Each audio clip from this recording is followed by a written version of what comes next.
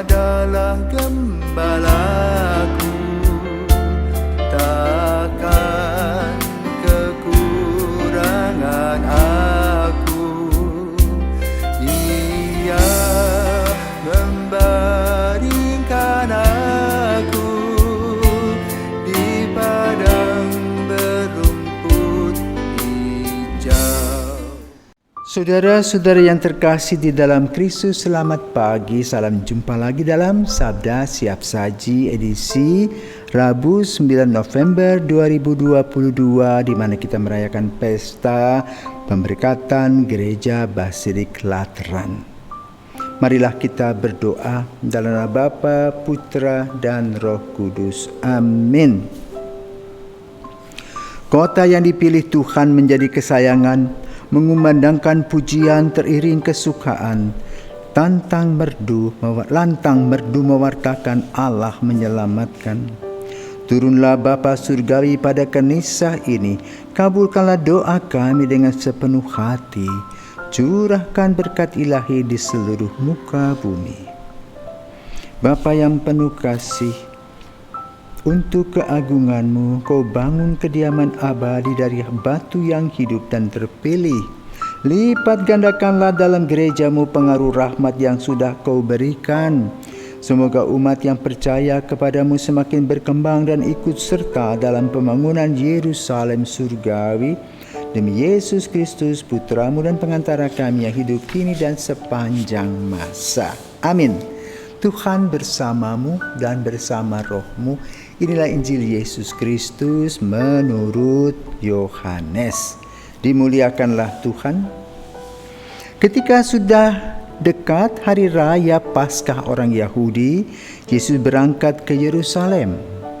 Dalam bait suci didapatinya pedagang-pedagang lembu, kambing domba dan merpati, dan penukar-penukar uang duduk di situ.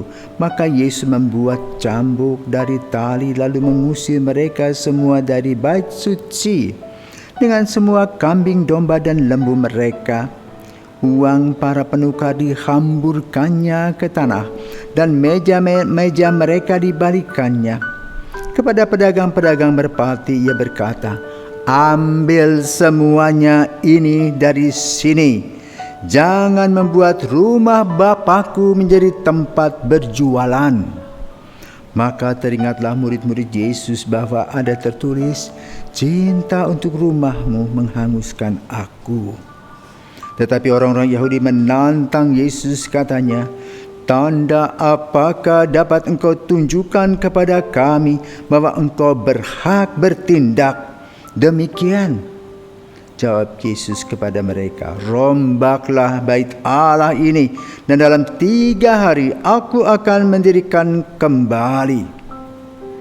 Lalu kata orang Yahudi kepadanya, 40 tahun orang mendirikan bait Allah ini, dan engkau dapat membangunnya dalam 3 hari. Tetapi yang dimaksudkan Yesus dengan bait Allah ialah tubuhnya sendiri. Sesudah Yesus bangkit dari antara orang mati, barulah teringat oleh murid-muridnya bahwa hal itu telah dikatakannya. Maka percayalah mereka akan kitab suci dan akan perkataan yang diucapkan Yesus. Demikianlah sabda Tuhan, terpujilah Kristus. Saudara-saudaraku terkasih, kita adalah gereja. Gereja yang hidup, gereja yang bergerak, tetapi juga ada gereja yang disebut gereja berbentuk bangunan. Selama 2000 tahun, orang membangun bangunan gereja. Maka kita kenal bangunan arsitektur gotik indah. Kita lihat katedral di seluruh dunia. Namun sayang, mulai tahun 70-an banyak gereja tidak lagi berfungsi karena gereja yang hidup mulai menghilang.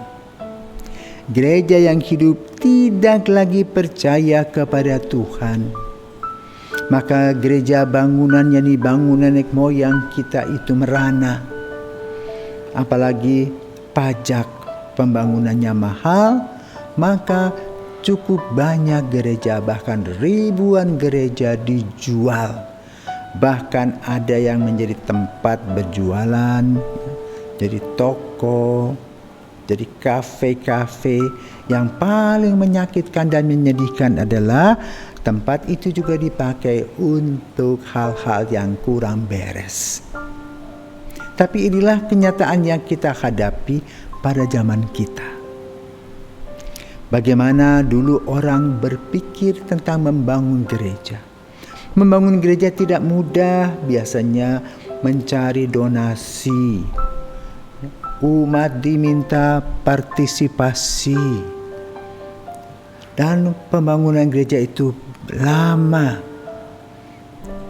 Baru-baru ini baru saja diresmikan gereja Sagrada Familia.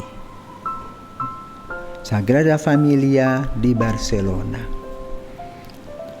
Dia dibangun ratusan tahun dengan keindahan yang luar biasa. Gereja bangunan merupakan simbol dari apa? Iman kita sebetulnya. Maka kita kenal basilika yang besar-besar, ya.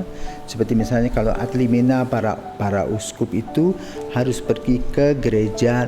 Yang pertama ini Basilika Lateran yang kita peringati pada hari ini. Basilika Santo Yohanes Pemandi. Kedua, Basilika Santo Petrus di Vatikan. Ketiga, Santa Maria Maggiore, daerah di mana Santo Carolus Borromeus dilahirkan. Yang keempat adalah Basilika Santo Paulus. Hari ini kita mendengar dan juga kita bersyukur untuk Basilika Yohanes Pembaptis atau Lateran yang mempunyai sejarah. Bagaimana sejarahnya? Dari Yerusalem, ketika Yesus wafat, para murid kemudian berpencar. Petrus mempunyai teman dekat dalam pelayanan kasih, yaitu Paulus. Di mana Paulus berjalan mewartakan kabar gembira sampai di kota abadi Roma. Setelah 3 tahun berkeliling, pulang pergi, lalu dia membujuk Petrus untuk datang ke Roma untuk mewartakan kasih Tuhan. Dan memang benar, apa yang dikatakan oleh Yesus, di atas batu karang ini akan kudirikan gerejaku. Ternyata Yerusalem tidak mempunyai kekuatan yang kokoh seperti kota Roma yang berbatu pualam. Dan kemudian di sana lahirlah gereja Katolik Roma.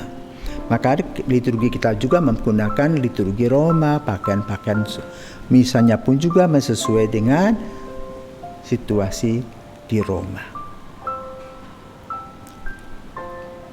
Ketika mereka bersama di situ, mulailah terjadi penganiayaan, bahkan Paulus dibunuh.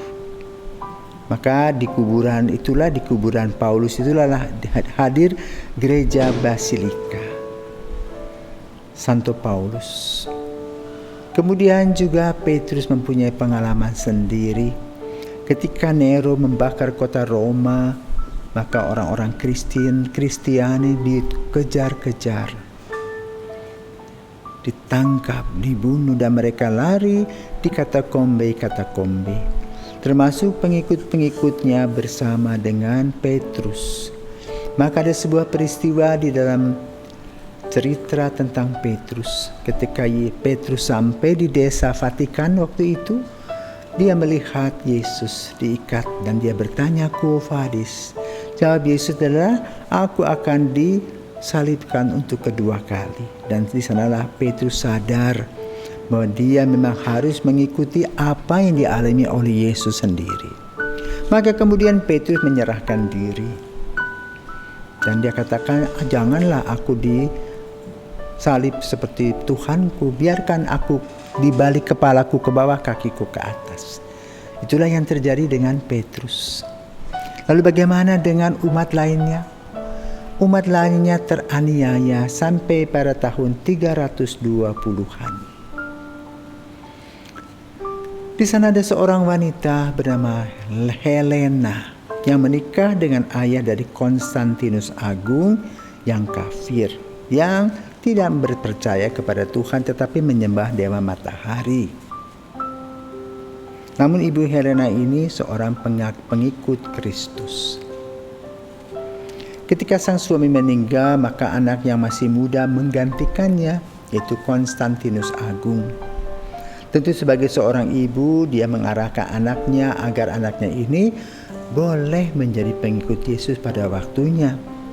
Tetapi karena kedudukannya sebagai raja, rasanya tipis kemungkinannya.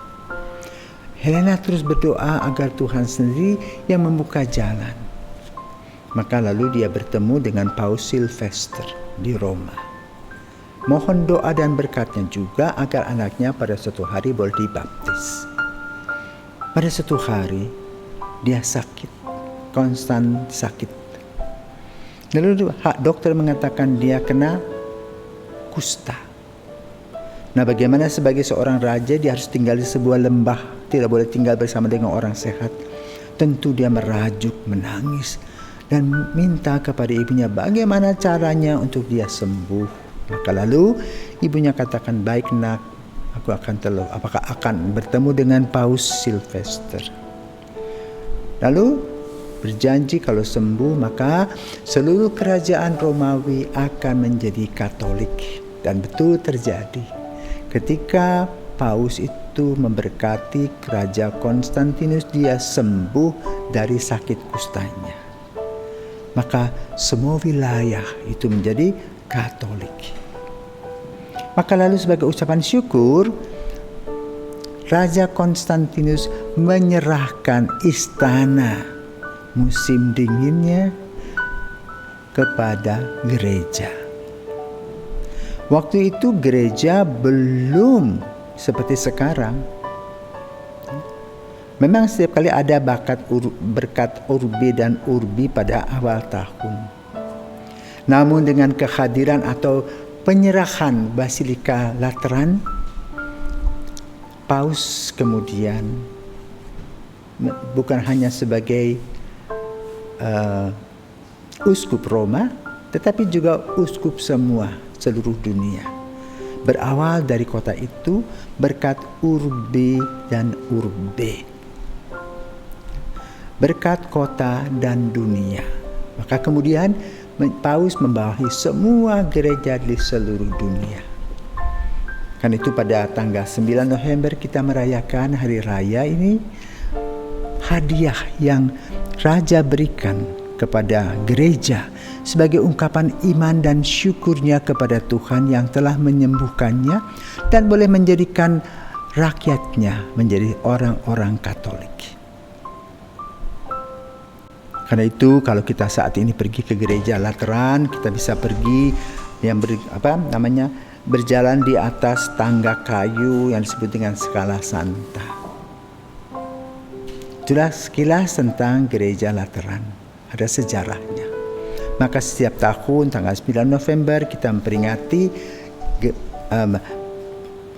persembahan atau penyerahan gereja Santo Yohanes Pembaptis yang disebut dengan gereja Lateran dengan sejarahnya yang unik. Nah, hari ini kita juga mendengar dari Injil tentang bagaimana kita harus menghargai gereja, gedung gereja.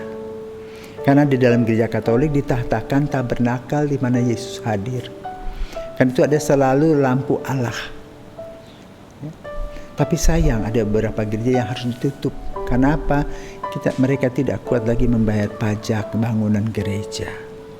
Semoga kita berdoa agar bangunan-bangunan yang sudah dibangun dengan air mata dan juga kebanggaan nenek moyang kita tetap bertahan dan menggambarkan situasi dan kondisi iman kita yang kokoh dan teguh. Maka kita harus mengucapkan terima kasih kepada Tuhan setiap hari yang senantiasa memberikan kepada kita berkat-berkat-Nya yang berkelimpahan. Selamat pagi, Tuhan memberkati.